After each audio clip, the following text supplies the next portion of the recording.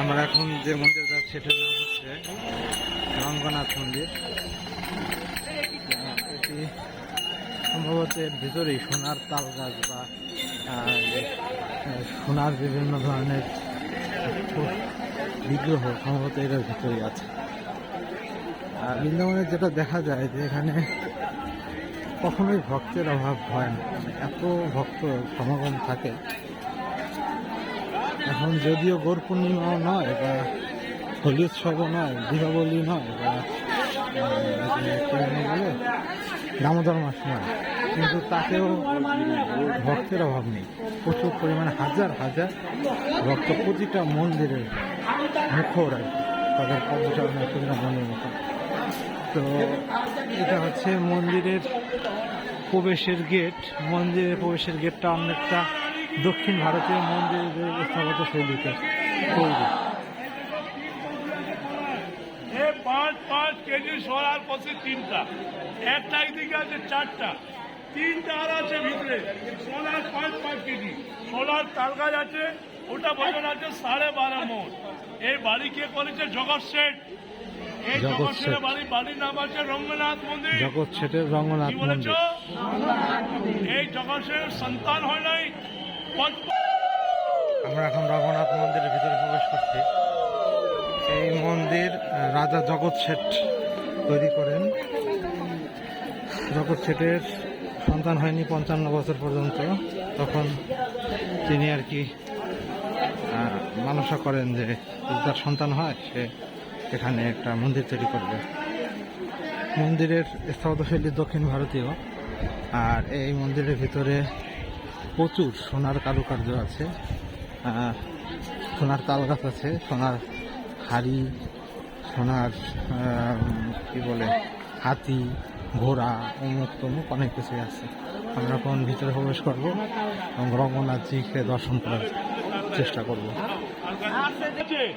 5 KG সোনার পশি আছে সব। এদিকে আসো।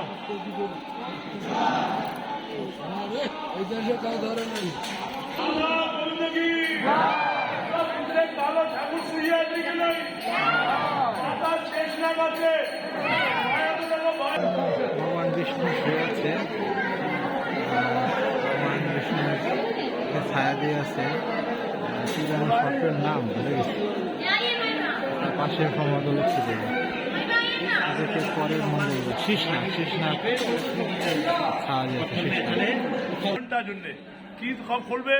মাসে কয় একাদশী? মাসে 2টা একাদশী হয় না? বছরে কত একাদশী হলো? 24 একাদশী।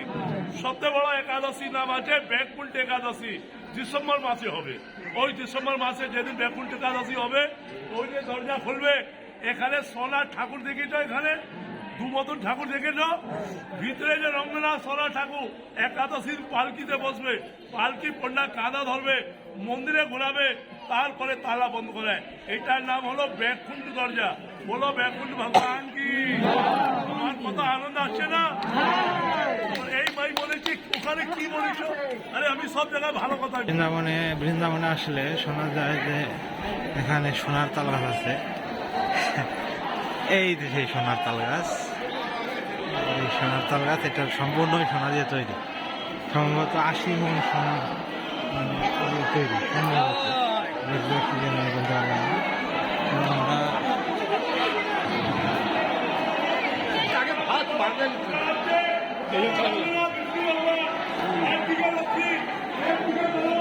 সোনার ঠাকুর পাওয়া আছে, উপরে ঠাকুর আছে। এই ঠাকুর নাম রঙ্গনাথ ভগবান। বলো রঙ্গনাথ ভগবান কি। হাত করে তাল দিয়ে হাসো।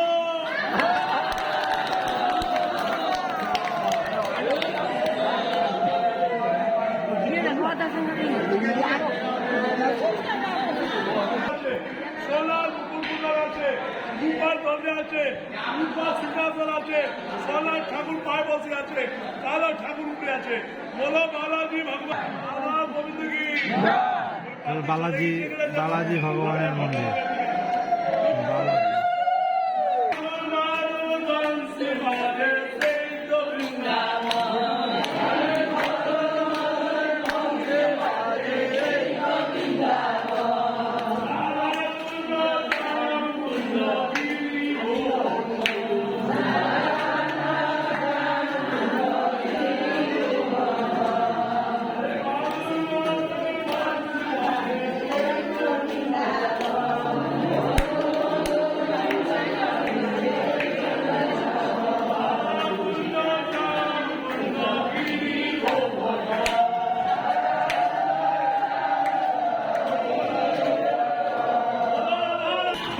মন্দিরটির স্থাপত্য শৈলী এবং ভিতরের বিগ্রহ দেখে যেটা মনে হচ্ছে এটি দক্ষিণ ভারতীয় যে তিরুমালা তিরুপতি আছে বা ভগবান বিষ্ণুর একটি রূপ, সেই তিরুমালা তিরুপতির সাথে এখানের বিগ্রহের ব্যাপক মিল, এবং এই মন্দিরের যে তৈরির কাঠামো সেটা সম্পূর্ণ দক্ষিণ ভারতীয় মন্দিরগুলো স্টাইলে তৈরি।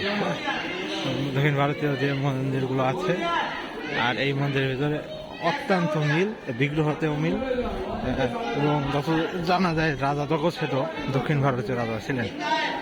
সুতরাং এটা বোঝা যাচ্ছে যে এটা সেই তিরুমালা তিরুপতিকেই এখানে কৃষ্ণ হিসেবে রাজা জগৎ প্রতিষ্ঠা করে। আমরা এখন পরবর্তী মন্দিরে যাব। আপাতত এই পর্যন্তই, ধন্যবাদ।